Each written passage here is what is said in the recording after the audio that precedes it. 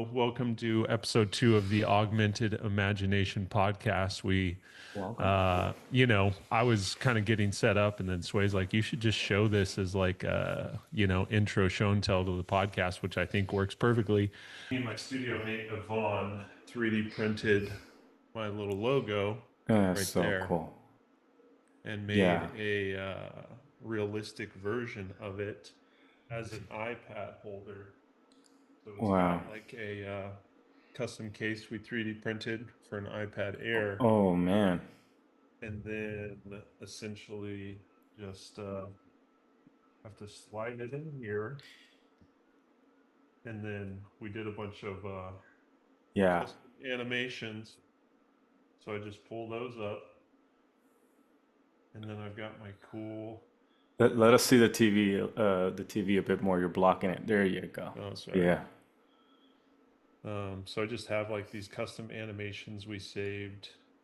Oh, so My dude. photos. Let me pull that up. Too much stuff. There it is. Here's my eye animation that Yvonne Wow. made. Yeah. Zoom that in, and then drop that in. Genius. And That's then it comes to cool. life. So Yeah. yeah, pretty fun. That's pretty rad, man. So when you guys modeled that, or you got like a template? Did you do it from scratch? So no, we built it from scratch. Wow. So 3D My model. studio mate Yvonne, who we'll be referencing often because we work with him a lot. Man's a genius. He's a really talented 3D designer and animator. He works in Blender. So essentially, Yeah. like, I would design the exterior panels and how I wanted everything to work, and then just hand it off to Yvonne. He built an entirely like 3D Blender model of it, so we can tweak everything there. We can sort of mess with how things fit together digitally, figure that out, break it into components, and then 3D print it. Yeah. So some trial and error. We've got like That's six cool. of those floating around the studio, but Yeah. that was sort of like the most completed version. Came out super rad. Did it for merch booth for launching my brand, Uh-huh. Signal. Shout out Signal. Um, Dope. I have my but signal yeah, hat somewhere. yeah, Yeah. yeah. More to come. Man, that is so cool. I mean, most of the stuff that we're going to show and tell in this podcast are going to be pretty spontaneous, but hopefully over time, we can beef it up because let me tell you, I would love to see just like the 3D render. I would like to see like how that specific TV looks inside Blender, kind of do like a whole 3D turn, just be all over that, and just to get an inside peek of how Yvonne is thinking of these things and how you're thinking about these things too, because it started off with an illustration. Yep. So Yeah, it's it's pretty crazy. It wild, literally man. started with like this little logo, and then I wanted to Yeah. bring it to life. And yeah, dude, just keep adding layers, refining, like adding dimension. Yvonne figured out how to basically print components, embed a magnet, keep printing. So it's like Wow. magnets are embedded in the panels, and then it all just like snaps Jeez. together. And this concept of like augmented imagination, this crazy technology that we have access to, 3D modeling, 3D Yeah. printing, and then obviously sort of generative AI tools, which we'll Of be course. focusing on quite a bit. But yeah, man, it's an exciting time to be alive. Like you Oh, can literally absolutely. like anything you can You you could can do dream anything. up, you can build. Totally, man. Totally. And I am a big advocate for just going beyond the click of a button, right? Because that's the complaint, that's the fear. Yeah, you can make art just by clicking, one button and just writing one line. But it goes beyond that, right? Like the stuff that you build out right there is pretty insane that you just have to like just reverse engineer. You have to think about like the final output, your starting point, and the steps that it takes to get there. And then during that process, I'm pretty sure you get inspired for other variations and different kinds of things inspired by that. That's so awesome, man. That is really awesome. Yeah, dude. I can already envision like, I mean, we can literally create even more animations using AI, whether it's like stills or video for that TV. Yeah, absolutely. And again, it just like opens up a world of possibilities. It's like Yeah, this new medium to play with, this combining of sort of like the digital and physical. But dude, great, great point. And I think that's one of the like real sticking points. And one of the things with like generative AI tools that I think people looking from the outside don't get is they think that it's sort of robbed the creative process. And granted, there probably are some people that are just making memes or whatever it may be, that like they don't have that creative process or they're not digging into that. But that was one of the big breakthroughs for me is like, oh shit, like I still implement the same creative process, but I'm yeah, just doing it with these generative tools. And often the stuff I'm like generating in Midjourney or whatever it may be, I'm thinking of those as ingredients, right? Those are just absolutely. pieces that I'm going to then modify. I'm going to then cut out and collage together. One of the things I'll do just to like, I guess, dive right into it. Um, if I'm working on like a complex sort of illustration, I'll generate individual pieces. I'll Hmm. collage those together into like whatever sort of form I want. Like an example of this was the first decentralized AI day we did in Austin, and we did these ridiculous hats that Jesse, or ridiculous shirts that Jesse had an idea for. Basically, a brain wearing a cowboy hat, and then it just says like "Come and take it." Yeah, But in order that to was a do cool design. that, I generated brains separately at the angle I Yeah. wanted. Generated hats separately at the angle I wanted it. I collaged that together, and then at the time they didn't have like the like retexture tools weren't really good. So I Hmm. actually took that and then hand illustrated over it. That's So, great.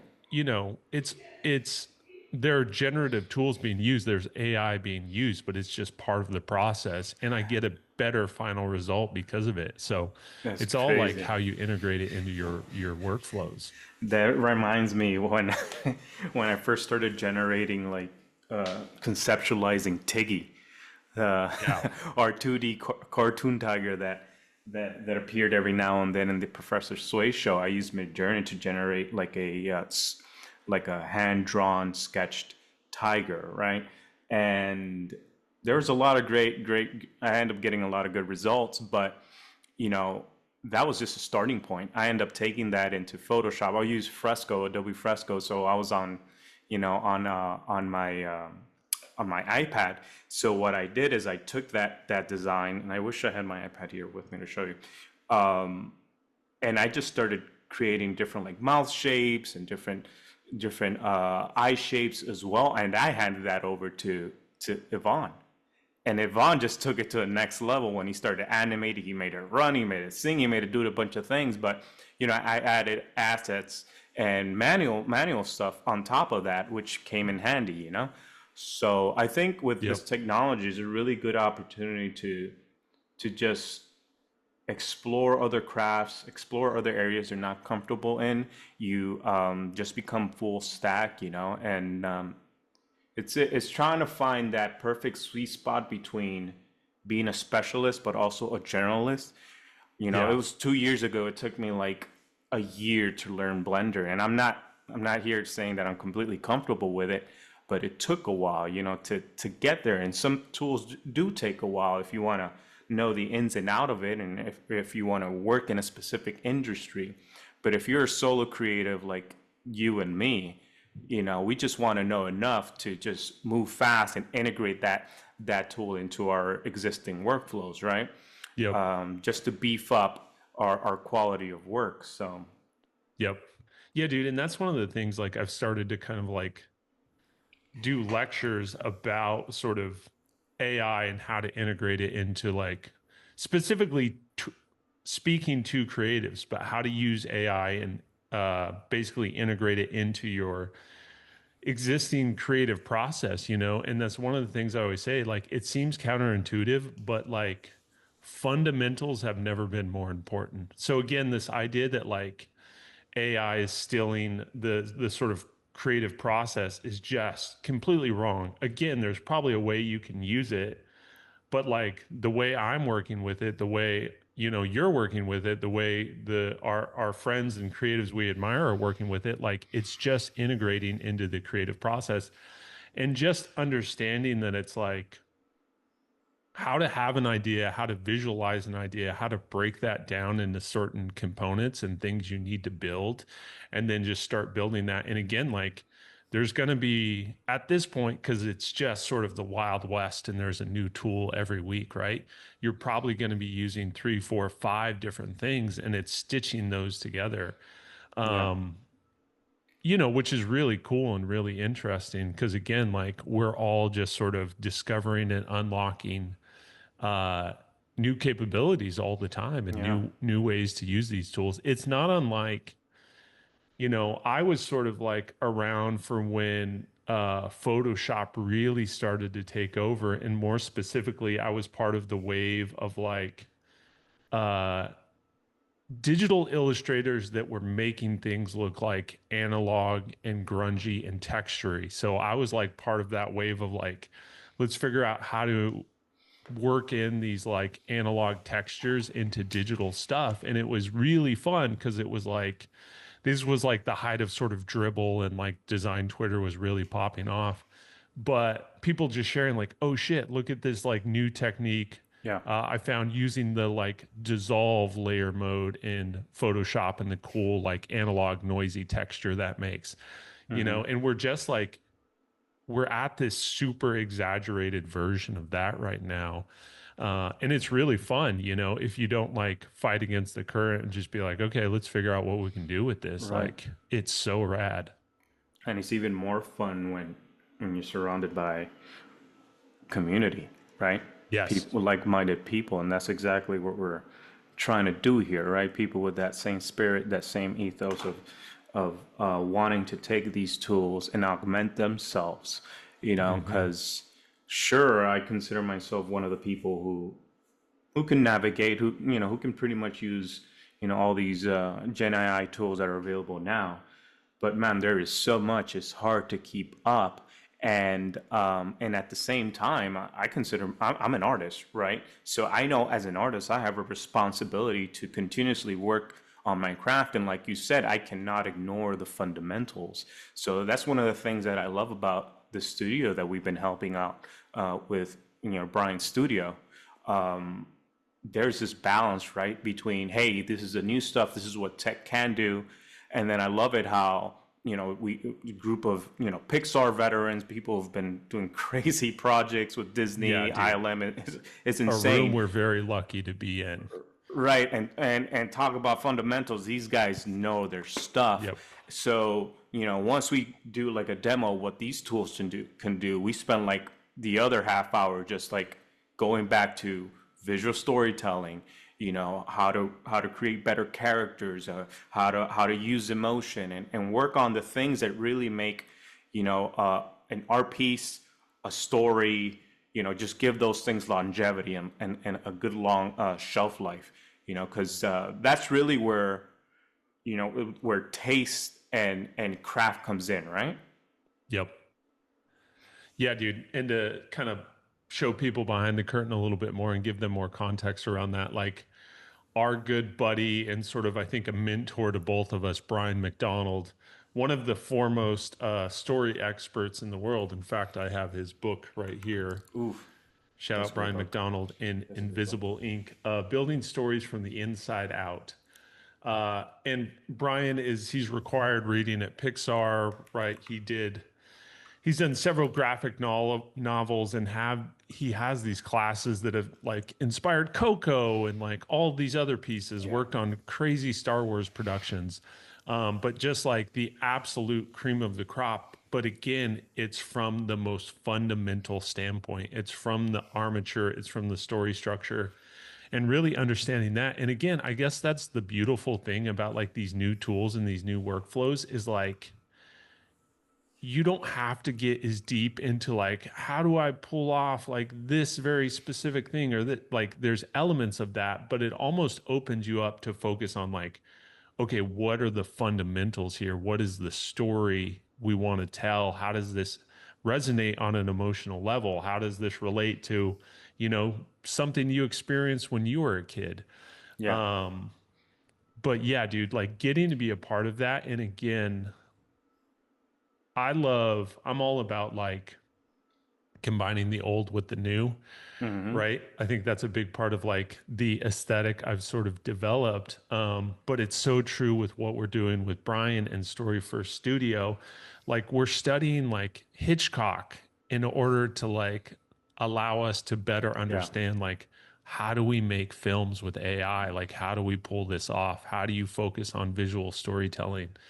And yeah, Yeah. dude, it couldn't be more fun and I couldn't be more excited about it. Yeah, I'm so happy you're getting exposed to all of that. And most of the teams and people that we work with already have been exposed to that, and therefore we have like the same storytelling language, which helps, Hmm. right? There's no friction when it comes to like no one there, everyone understands what a charge object is, what an armature is, and why emotion and character is important. And no one is going to debate that and no one's going to fight against that, right? So there's no ego, right? Everyone knows that we're here to serve the story, whether it's an ad, whether it's an image, whether it's whatever, a video, a film. Yesterday, I was actually, funny enough, I had a meeting with Brian. I was showing Jesse the where we were at with the Souls ad, and they were stoked. I was stoked to show it. It was really challenging because I'm using all these generative AI tools and really trying to make it to a point where that is almost invisible, right? It's like I'm using the tools, but I don't want you to notice, right? Yeah, Like, dude, that's always the goal, right? right? I want that to be seamless. I want you to be connected with the hero, with what's going on, with the core message, right? Where you can't let you can't let today's AI take your soul. Um, then right after, Brian McDonald came in and he watched a bit of a video. He was quite impressed, but I came up to them like with my issues. Like the tools have some constraints. There's certain things I can't do, and there were some gaps that I needed to fill. But as much as I love the visuals, the visual part, and I've shared it with you, and I shared it with a couple of people from the media team. As much as I love that and I'm all for that, I knew that still there was a little bit of disconnect. It just wasn't quite there. And as I consider Brian McDonald a mentor. As a matter of fact, I met him it was because I picked up Invisible Ink back in film school. It's awesome. That's the reason why I know It's him. crazy. After reading that book in film school, I need to know who this guy is. Stalked him on Twitter like 15 years ago. Yeah. Had this ongoing conversation for like 5 something years until we finally made it a reality, met in person. Well, not in person, but via video. It wasn't until like last year I met him in real life when I met you also at When the we same went up to time in Seattle, Seattle. yeah. Yeah. So Brian, I was telling Brian, these are the constraints. I don't know what's going on. I want to put the character here, but storyline issues. And he's like, as a good mentor, it's like constraints are good. You work Yeah. around the constraints. Yeah. Like now go and figure that out. Like, oh Yep. man. It's Yeah. so So true, man. And it is like, again, I think one of the traps that people fall into with these tools is it's like infinite possibilities. right, Like right. constraints are your friend, that's like how you develop style. That's how you develop, with like logos, like that's my thing is just like I've designed hundreds of logos at this point, but like it's got to read good at like this size, one color, right? Like there's all these constraints that force you to like develop certain techniques, execute things in a certain way. And then that sort of unlocks everything. Like that becomes part of it, right? We were just talking with the Story First team about how, uh, you know, Pixar Toy Story was sort of their first major production, and they chose to focus on doing toys because at that time the technology kind of limited them to this almost like shiny texture, Yeah, this plastic. plasticky texture. Yeah. So they worked with that, and they're like, So you okay, lean on let's that. make a movie about toys. And it right like that just led to something Right. incredible. So when you lean into those constraints, that's really when you find the magic. And with these tools, you now have to like, in a lot of ways, like impose that on yourself. Like give Absolutely. yourself a box to work in, and then that problem solving that it sort of forces you to like, okay, how do I pull this off with what I have at hand? Like that's when the magic happens. Because you want that like emergent stuff that like the happy accidents, the things you didn't intend Hmm. to happen, like that stuff really starts to kind of unfold at that point. Yeah, a lot of my early video art pieces, I avoided using humans. Hmm. I always end up creating like this enigmatic, anonymous creature. I always covered their face, always gave them like some human-like form, because as a story craftsman, I wanted the person to identify, that this could be me, but because it has no face, it could be anyone, right? Yeah. So there is no, oh, yeah, that's someone of that skin color, of that specific hair look, of that specific gender. Like, no, this is a somewhat of a human, and that could be me, or it Yep. cannot be me, or that reminds me of someone. So yeah, that constraint always worked, you know, and even the constraint of like not having lip sync and not, now it's a bit different. You see VO3 and the stuff that they're coming up with is insane. But having that constraint of not having proper lip sync was like, well, I gotta treat this like a silent film, and because of that, that opened up a world of like, oh, now this piece can go to anyone, literally anyone. It's not limited to just the people who live in the US, but in the UK and India and Australia. So I have collectors from all sorts of places. Yeah. They're It's they're not cool. marginalized. There's like everyone's included. And that, I wouldn't say that was intentional, but that was almost kind of like the plus for having that constraint. Um, and now it seems with all this stuff that we're seeing with VO3 and stuff, like we're back to like everyone's trying to just imitate film, and not really seeing the true potential of what you can possibly do with this art form. So Yep. interesting times, because we're all kind of just discovering it. Yep. Yeah. And again, like the constraints, but also the capabilities open up cool possibilities. I was thinking about this recently with sort of like the retexture kind of the way you can have one layout, but you can have it rendered in a million different ways. Like that's a new thing that wasn't available until AI came around, you know? So like that's been building in my head, and I've started to think about like how do we do this weird like interdimensional story where you see like this singular character, but everything is sort of shifting around them, and all of a sudden Yeah. they're like, a bubblegum version of themselves, and then it's like old timey Western version. Yeah. Like you can do some cool stuff there. Totally. Um, Obviously that works well for like if you wanted to do like a psychedelic trip experience, but I think there's like some cool ways you could like build a story around that. Yeah, Um, it's almost what we try to achieve with the Meow Wolf, that yeah, immersive experience, huh? That yeah, was wild. That was yeah, wild. absolutely, And dude. that was fun. And we'll show some images of that, hopefully somewhere here attached to this podcast. But that was a Actually, I cult. can probably pull those up right now. I Oh, think I I guess while have I'm something. talking, that was a collab between you and I. We were sharing the same reference code almost, I think, on Midjourney. So that's one of the cool things. Midjourney has been a uh, a tool well favored in our workflows. Um, and Johnny almost the same approach as the TV and everything that he does. He had this whole schematic of like the aspect ratio and the placements of Yeah, the dude. of the images, and how it's going to be projected, and there was things that we were animating. There you go. Yeah. Yeah. great segue. So basically, what we're referring to is the last decentralized AI day in Denver during permissionless. I think that's no, ETH Denver. I get my crypto conferences mixed up. ETH Denver, basically, we took over the Meow Wolf event space, and the entire thing is projection map, which is so rad. So it's That's like insane. these are like 15-foot walls, this incredible stage they have built. Even the floor is projection map.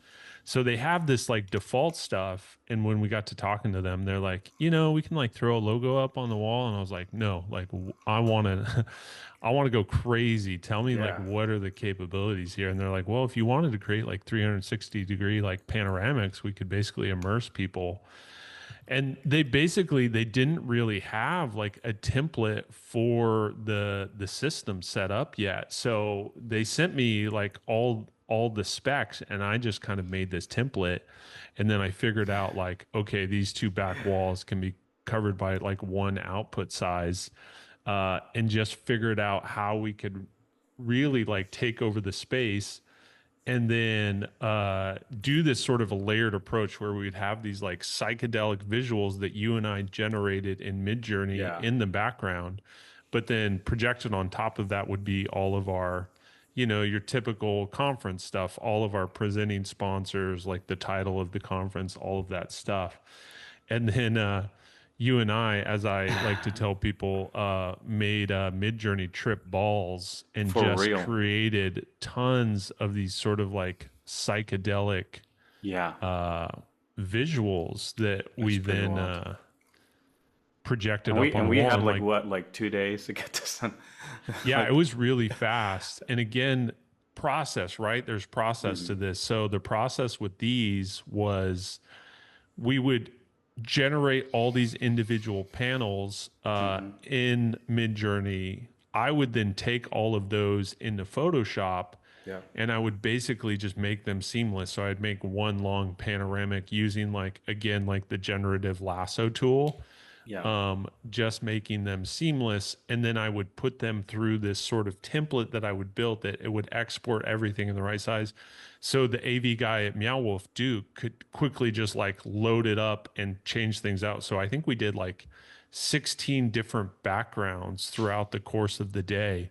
And it just kind of took people on this one always messes up mhm. for some reason.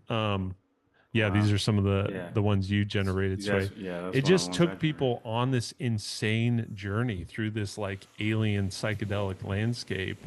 Oh man, And we sort of like we were hinting at the idea of showing like evolution with these background images. So it started more just like mycelium network coming into being, but then we ended on these sort of like crazy psychedelic cityscapes. yeah. There But was then like these some sort of created the narrative to results. it, right? So it Yeah. started like as organisms, and then it evolved to like cities, and still while keeping the same essence. Yeah, the workflow was very similar on my end. I think we agreed to do using the same workflow where I generated over hundreds and hundreds of images on Midjourney, Mikey. There's Mike. And then I took those images as well, and then just did like a gen fill, right? It had like this panoramic aspect ratio. Yeah, that was wild. I wasn't there. Johnny was there, and just I was receiving the videos. Rick was sending me videos. You were sending me everybody. Mikey was sending me videos. Like, I wish I Yep. was there. Oh man, that Yeah, was awesome. it was a cool one, man. Really rad. And then like now I'm getting all into projection mapping because of that, It's like we had an Yeah, yeah, opportunity, that's so wild. we're figuring out how to do like more of that stuff. Yeah, and Um, you adding also in one of the posters, right? Like art by Johnny yep. Ashcroft and Sway Miller, like that kind of like sealed the deal. Like, yeah, that Yeah. was us. That was us. Full Yeah, collaborative dude. And experience. I love the fact that we were able to bring this to the people. So like that to an artist is pure joy. Like bringing your art and just making it real. yep. That's insane to me. That's like, wow, for people who live on the internet every day, it's like, yeah, that's nice. That's nice for a change. Yep. Yeah, dude. And I was thinking about that. Um, I was thinking earlier of like, I always again like I kind of speak at creative conferences and places where like it's a bunch of graphic designers and people who are like kind of freaked out about AI and even some of the film stuff we do, there's just like people like hesitations, like they always try to make the argument like you're stealing jobs from like artists. And I'm like, well, no, we are the artists. And the way we're approaching it is I'm creating things that wouldn't have existed otherwise. It's not like we Right. had the budget to like hire a painter to design 16 different psychedelic panoramic backgrounds. Like if we didn't have those capabilities, we like that portion of the conference sort of like presentation just wouldn't have existed. It would have been standard like banners with logos where it's like, oh shit, no, we can pull this off really quickly and efficiently now. So let's add a layer that wouldn't have existed otherwise, right? Like it's not stealing from something that would have been somebody's job otherwise. I mean, granted, again, it would have been like my job. Yeah, of But course. how do you add dimension? How do you add like I always tell people like just build higher fidelity stuff. Build things of like higher complexity, add layer, add depth, add these cool little Easter eggs that like you wouldn't have had the bandwidth, there wouldn't have been budget to do otherwise. Um, yeah, dude. Oh, and that's actually a great segue for something, another thing I wanted to chat about today Hmm. and share because I want to get your thoughts on this. But I thought this was really fascinating. So I just saw that the Talking Heads released a video for Psycho Killer, like one of their biggest tracks. I think the album released mid 80s, right? But they just now released a music video for it, which is really fascinating. And as far as I'm aware, it's one of the first times that like an artist has released a new video for a track, right, that's been around for decades at this point. Hmm. And I was looking at it, they dropped it 5 days ago. It's already at 2.3 million Wow. views. And so I was just thinking about that and I'm like, man, that's really fascinating. And I think I could see this becoming more and more of a thing, Of especially course. as like the model of the music industry is changing. Cause I've heard of a lot of other artists doing this as well, where like YouTube is actually your best way to monetize like your music and your IP at this Hmm. point. Like you're not getting what you should from like Spotify streaming, but Of like course. YouTube has a much better sort of profit sharing model. So I know like when Kendrick was dropping stuff too, he was actually releasing it on YouTube first because you profit more from that than it's just like streams on Spotify. But dude, I have a prediction that this will be a trend that we see more and more of, where it will be sort of older artists or established artists, decade old releases, like re-releasing music videos, Yeah. so they can sort of tap into those YouTube streams. But think about again this idea of like we're becoming augmented artists. We have these insane capabilities. We won't show the video on the podcast because I'm sure there'll be like monetization issues with that. But dude, think about with like our skill set, people with similar skill sets, like you could create a music video treatment in a week if you just had like if you just focused on that. So I'm just thinking about the opportunity of like, dude, partnering with a band that you love and maybe they have a solid following but they're not massive and you just say like, yo, let's release a music video together, like Yeah. I'll do the visuals and just kind of like do some sort of profit sharing there. Like again, like Well, the capabilities and the possibilities with that stuff are almost yeah. endless and super exciting. Really, the only hurdle is like locking in that relationship, Hmm. finding that connect, because you have all the materials to create like the sickest mood board, the sickest, you know, concept video already with that person's song attached to it. And like you said, in less than a week, you can have something solid. I mean, you and I, we're kind of, we had to pitch to a company over the week, and man, the quality of that pitch deck. I mean, not because of his hours, but I mean, a year or two ago, like, I don't know how Yeah. we would have done it. Capabilities just aren't there, you know? Yeah. So the tools are there to image generate, to create, banger slideshows, presentations, video. You can generate music or use existing music if you're going to pitch that idea to the original artist.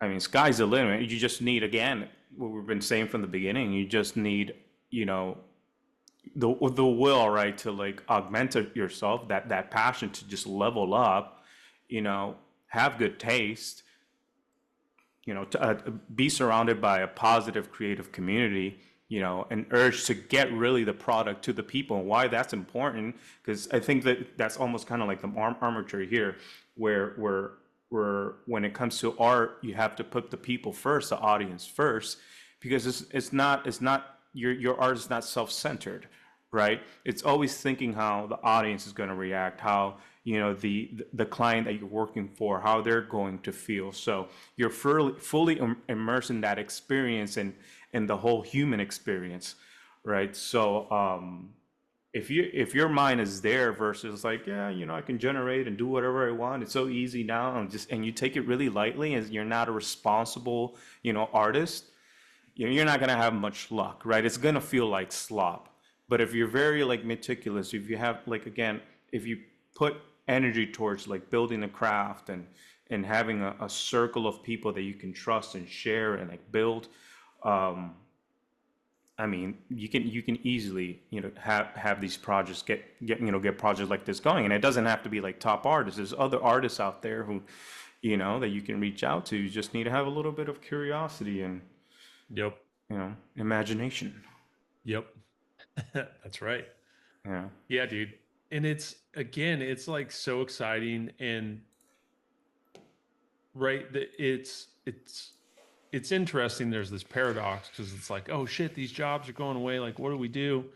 And that stuff's scary and is definitely daunting. But at the same time, I'm like, yeah, your job making banner ads, like there's probably going to be less of that like available on Fiverr and whatever else. But like if you really want to go for it and like you really just want to make cool shit, and granted, like you've got to pay the bills, right? So it's figuring out right. like ways to monetize it. And I've been sort of like I've been in freelance world kind of I think of myself as like a creative like hunter gatherer. Like I've been playing the like you eat what you can kill game for a long Yeah, time, and just like yeah, I've figuring been out new there. ways to do that. So I'm just like fuck it, let's go. Like I want to make some Yeah, music videos. Like yeah, those production design jobs might be going away, but like if you can figure out how to like position yourself and monetize yourself to like make music videos for artists for like tracks that are released decades ago and like it brings it to a new audience, it brings it back into pop culture, like that's awesome. And I think that's where we're at as society. Like we're in the sort of remix culture, which is really cool. Like, yeah. you know, again, like I think of sort of working with generative tools and just sort of the creative process in general. I think of it almost like the way a DJ sort of samples records, like dig that stuff out, Hmm. reimagine it, and like bring it back into sort of like popular culture. Like I love Yeah, that stuff. yeah, totally. I think the best way to do, going back to the armature, evolve or die, right? Yeah. Evolve Yeah. or die. Um, how would I do it? I mean, it's so easy now. Like, literally, like Grok, ChatGPT, or whatever LLM you want to use is so tuned in with like current events and what's happening in like social media spaces. It's just asking, what are the top 10 bands, what are the top 10 DJs with tour dates, near my city or whatever. If you want to, get in touch with that artist, have, make that a bit more feasible, or internationally, look at the dates, do the homework, do the work, reach out, shoot your shot. You have to shoot your shot. Yep. And speaking of evolution or die, I want to show you guys something. So we're working on that pitch deck, right? You're like, Sway, you reminded me, you gave me a little nudge. It was like 10 p.m. over here. So yeah, we still need your reel because we wanted to intro Oh ourselves, yeah, like who we dude. are, what we do. I'm like, oh my God, a reel. Yeah, let me provide a bit of context to this. So we were just like slam last week building this pitch deck because things accelerated very quickly, as tends to happen in this Yeah, space. So we went from like, let's figure out our vision, let's get a rough idea of what we want to build. And we got that down and then showed it, to the team. And they're like, this is so good. Like, let's go ahead and like build this into a proper pitch, and had the opportunity to do that. So we're like, okay, shit, here we go. So ended up spending like all week kind of focusing on that. Again, put together, I think, a really sort of compelling, yeah, it was not just great. a pitch, but like a roadmap for what we want to Right, build and what we want to right. do. And one of the last pieces was we needed these like bio pages, and we really wanted to stress like we are artists building for artists. So we wanted to show our work. So I already had like a reel put Yeah, together, and then I hit you up. I'm like, yo, dude, you should like make a reel that we can throw into this deck. And I was assuming you would just like really quickly like three or four pieces kind of stitched together. And I think, I messaged you at like 6 p.m. or something my time. And then I checked the deck at like 9 p.m. or 10 p.m. and you've put together this like minute long yeah, sizzle reel. I was like, yeah. holy shit, dude. Yeah. Well, thankfully, I mean, to my credit, and to my Yeah. advantage, I end up working on an acting reel because I needed to get like fresh representation since I moved from Miami and now I'm living here in upstate South Carolina, and wanted to get some fresh representation in Atlanta, Charlotte, and all those surrounding cities. So I had to get like headshots and get all my footage and stuff together nice and organized. And I have a 2 minute reel out there, but it's not as cool as this one. And this one was a bit different. I'll show you guys right now. It really had to highlight not only me as an actor, but me overall, like full stack sway. Like what does he do? And it Full just stack gives sway is pretty dope. full stack I like, sway, yeah. full stack, full cracked. What does that Yeah. mean? Well, you'll find out. Let's see. Let me first share sound. It's a minute video, and before, well, let me just show you, and then we'll talk about it. And and then I'll touch on how this.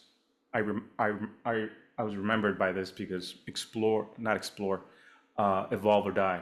So we'll touch on that soon. So Yeah. let me know if you hear it.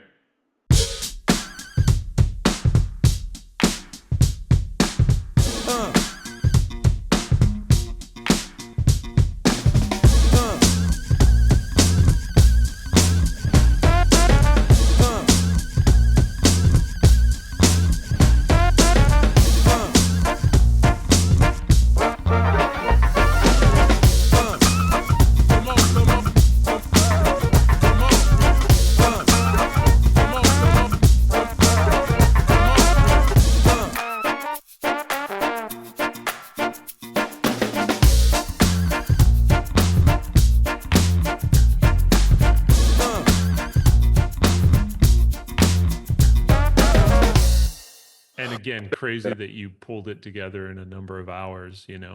Yeah, it's pretty insane. So, but that gives you almost kind of like just a sneak peek of the journey of my evolution as an artist, going from someone who's traditionally a filmmaker, traditionally an actor. There's a lot of stuff that you see there that when opportunities weren't coming my way as an actor, I had to become a director. I had to hire a bunch of like improv friends and like friends from like my own acting school, and like, hey, let's shoot something. I'll direct it. I got the story. Here we go. It's 30, and the saw was pretty easy. Like we got footage for your reel. So I had to make my own magic. So like Yep. building off of that, that helped me in the industry, like lock in commercials and that sort of thing. But when that died out, I had to like again reinvent myself like constantly. All right, I guess I'm doing more behind the scenes, behind the camera kind of stuff, more post work in generative AI, and it didn't stop there. Once I joined the team, I was challenged to like, okay, you're a full stack artist. Now Jesse came in and was like, I want you to think like a creative director. I'm like, what? Yeah. Yeah. So we went through sort of like creative directing training, and like he gave me my first project. I had to like give my own brief and really sell an idea, and have a team and work with a team, a creative team, and the rest is history, you know? Yep. But had I not taken up those challenges, I mean, God knows what I would have been. So it's in my nature to always like one up myself, like my old self, because if not, like art is pretty boring if I don't. Yeah, dude, But that's always the game, right? It's like I versus I. You want to like be better. And I think this is something that people they get, and I've certainly fallen into it in the past. You get stuck in the trap of comparison, like looking what other people are doing instead of measuring yourself against like you yesterday, yeah, right? And like, yeah, that's really hard. I took like a long break off social media. And part of that was like I was looking at like the best illustrators, the best typographers, the best sort of UX designers, and I wanted to be doing all of that. And I just got like, it was like paralysis by oh analysis. It's yeah, like, oh shit, my stuff's not as good as this person or this person or this person. Um, so I like to like I kind of purposely shield myself from some of my like creative contemporaries because I kind of want to just be like creating for the void, and not getting caught up in that stuff. But it's very much like once you can sort of reframe that competitiveness to just like outdoing yourself, that's like a massive unlock. totally, Because that's how you evolve, right? The evolve or yeah, die. yeah. Um, That's been yeah, dude. my model. Not evolve or die, but my personal model. I have like less than five, but my one of them, which you remind me of, is like you have no one to surprise but yourself. Ooh, that's a good one. Yeah, so that's a good motivator, right? So Yeah. it's almost like an awareness exercise where you as an artist, as a person, as a human, you have to ask yourself and really dig deep. What are the attachments, right? Where's my happiness attached to? Where's my ego attached to? And how can I detach, right? Yep. And reframe certain things and do this better, do this better. So like you, right? Like I wanted to be about the best of this, or if I wasn't competitive, I end up in this weird like victim mentality. Why not me? Why Yep. this person? And then you end up coveting other people's stuff, and you end up Yep. hating other people's work, and you don't end up being really sincere, and like you understand this is all part of the journey, and your time and the realization that your time might never come was a good relief for me, because then I'm like, okay, I remember reading this book on auditioning, right? Because I get really nervous, like extremely nervous when it comes to performing Dude, that would be my live. greatest fear. I would be fucking Oh, terrified. dude, I sweat, I like balls. Um, and I tend to like just blank out. Even if I already had like rote learning, I know my script, I know my lines. If the casting director or the director, if I'm like doing a callback, if I don't feel at home, or I don't feel like a connect, if I just feel like I'm being like just watched and judged, which is usually the case, right? Yeah. You need to have like a level of confidence when you walk into the room, right? Like that's what they say. When you walk in, you're control the room, you're in charge. But the reality is sometimes you don't feel like that, especially when you know it's kind of like against your nature. So I picked up this book. I forget the name of the book, but I remember this specifically when reading that book. It's called the psych the psychology of auditioning, or the psych audition, something like that. It was a really fun book. Some guy from New York. He was a bunch of like Law and Order shows and stuff. So he was like, number one advice: you're not gonna get that role. Now that we got that out of the way, give it all you got. Yeah. Every That's audition is huge. an acting Take the pressure opportunity. off.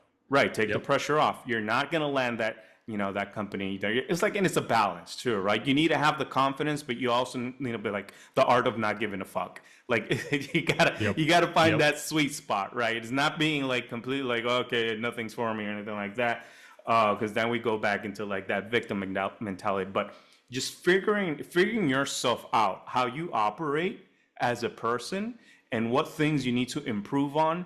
And we were having this conversation with Jesse not too long ago, but also like having an understanding of like, they're big fans of like Robert Greene, like understanding your shadow, right? Like what makes you you? Because sometimes you're fighting yourself. Yep. So you gotta find those things. You have to explore. You have to practice those. Like, and I'm pretty sure that also ties in with like entering the state of flow and that sort of practices that you do.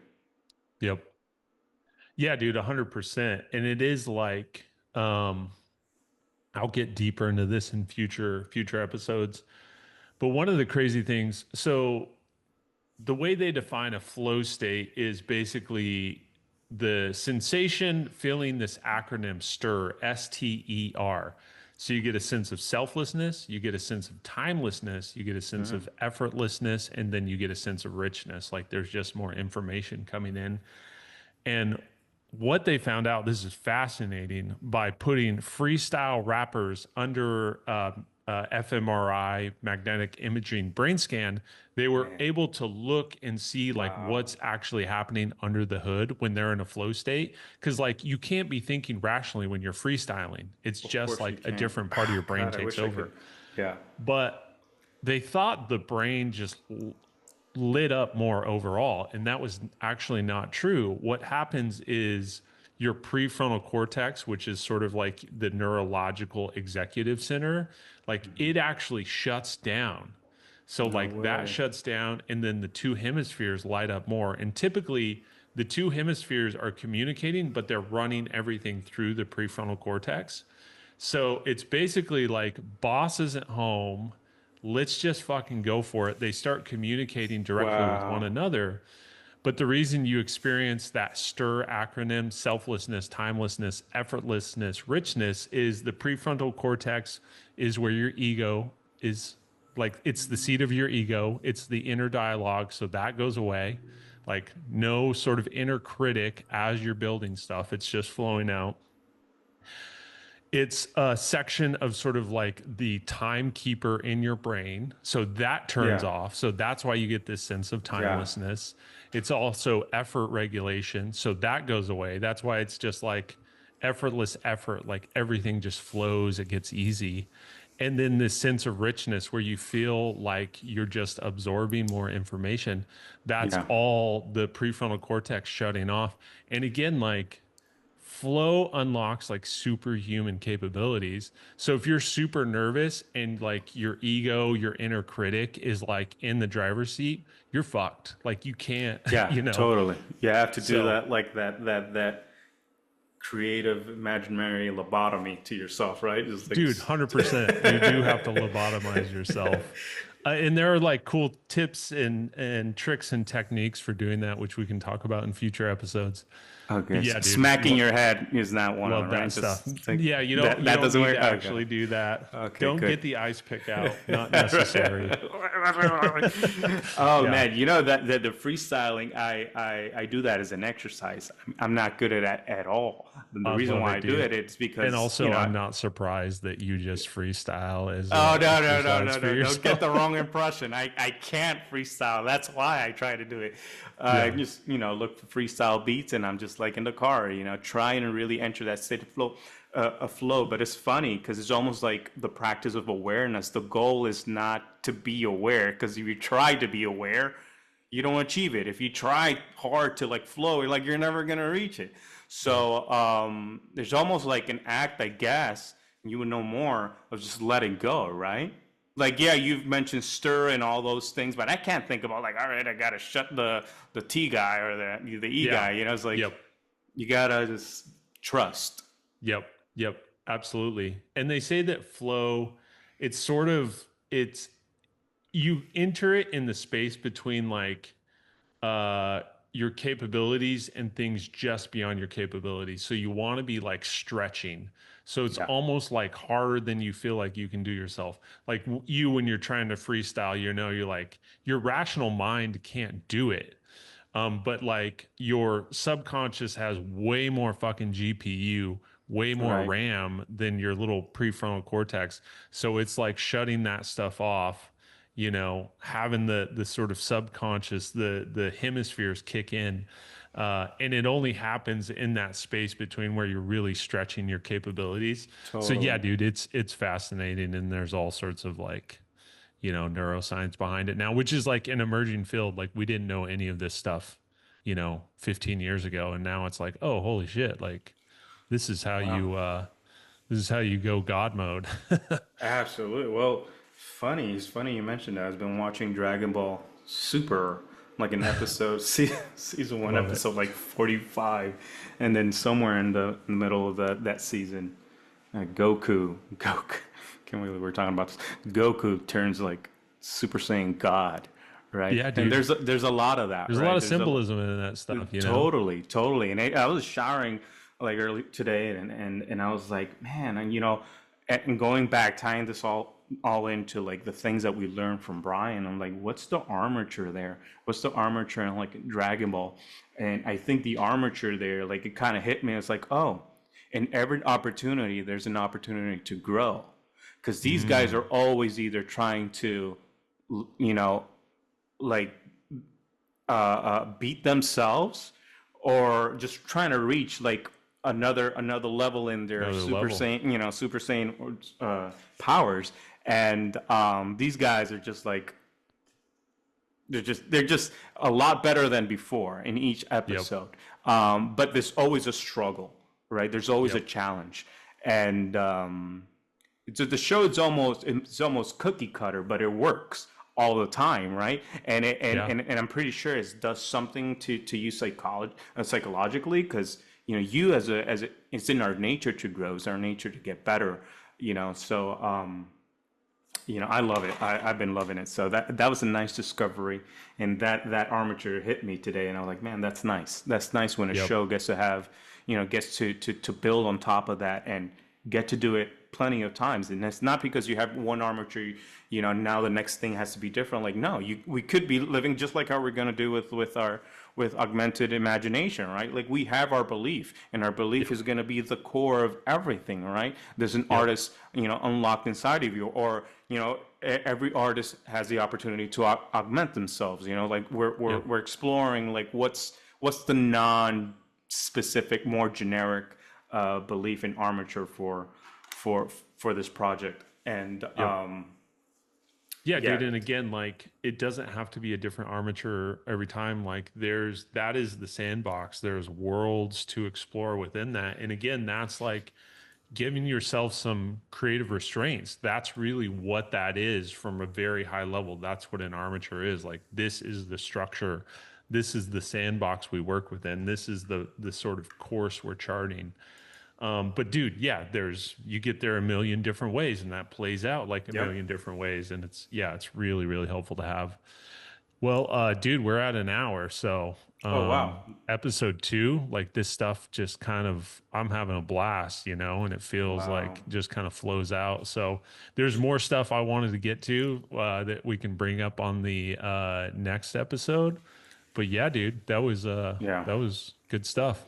Yeah, our plan is to record another one this week just to stay a little bit ahead. We got Yep. some vacays and stuff to do, and Summer vacays on the summer horizon. vacays. Yeah, man. So I think for the next one we can go in deeper, show you guys a little bit more behind the scenes, not only of our work but also what we're thinking for our tools. And we got tons of stuff. I mean, every day, Johnny and I we're cooking and always like showing each other like our discoveries and the things that we've been exploring. So we can't wait to just get you involved in that, all of you, Yep. Exciting things on the horizon. So for sure. thanks for tuning in, and yeah, we'll keep it rolling. Yeah. Oh, also, we recorded our first episode. We tried different tools, and now this second episode, we're trying Zoom, right, to record it. So we're There will building be in some public. exploration along the Yeah, way. definitely. Yeah. We're figuring it out. So episode 1 and 2 and 3 and 4 might look different. So until we finally lock in on something that just just easier to deliver and ship. Yep. Yep. For sure. Yeah. Cool. Cool. Right on. Take care, Thanks, everyone. Sway. Thanks, Yeah. everybody. Thanks, And John. we'll talk to y'all soon. Yep. Peace.